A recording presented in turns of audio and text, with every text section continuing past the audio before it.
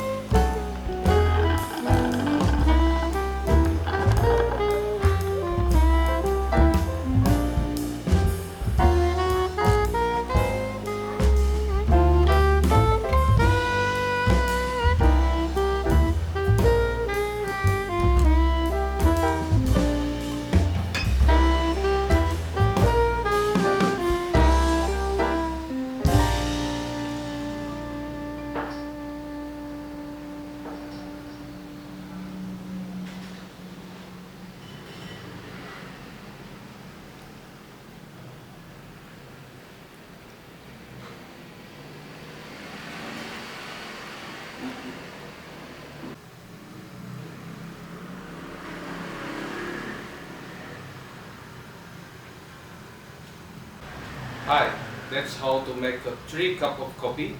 So now you can enjoy your coffee.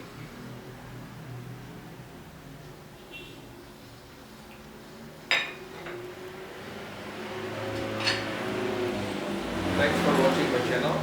Please like, subscribe and follow my